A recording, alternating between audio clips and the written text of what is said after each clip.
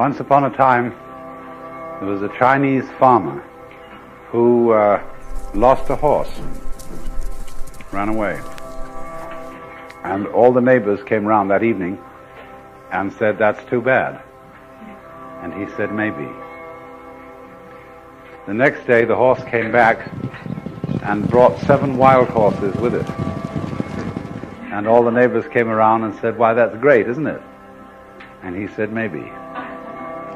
The next day, his son was attempting to tame one of these horses and was riding it and was thrown and broke his leg. And all the neighbors came round in the evening and said, "Well, that's too bad, isn't it?" And the farmer said, "Maybe." And the next day, the conscription officers came around looking for people for the army, and they rejected his son because he had a broken leg. And all the neighbors came round at the evening and said, "Isn't that wonderful?" And he said, "Maybe."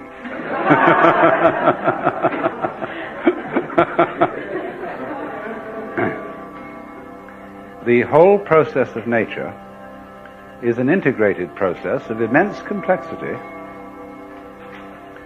and it is really impossible to tell whether anything that happens in it is good or bad, because you never know what will be the consequences of a misfortune, or you never know what will be the consequences of good fortune.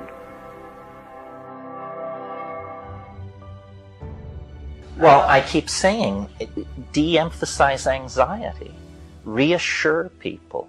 You meet people who say, I'm really scared. I'm scared about my job. I'm scared about my relay. I'm scared. The answer is, don't worry.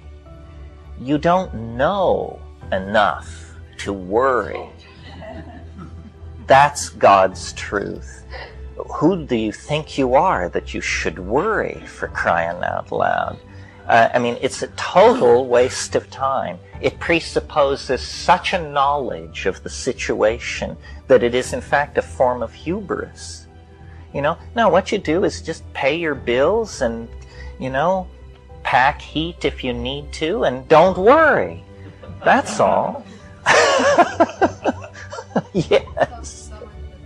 Worry is praying to the devil. That's great. Worry is betting against yourself. Weipo Yang, a great Chinese Taoist who wrote many, many commentaries on the I Ching. He was asked at the end of his life what was his conclusion of a life of studying the I Ching. And he said, worry is preposterous. But we fortunately forget the variables that could have interfered with this coming out right. It's amazing how often it works. But worriers are people who think of all the variables beyond their control and what might happen. So then when you make a decision, and it works out all right, I think very little of it has much to do with your conscious intent and control.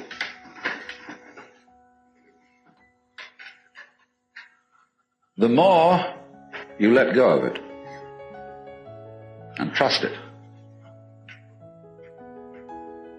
as if it were quite other than you, the more you realize the inseparable identity of self and other. If you ever saw, for example, the film Kon-Tiki,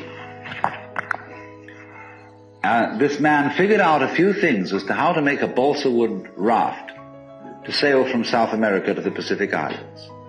But once he had set this in motion, he discovered that all sorts of unexpected factors cooperated with him.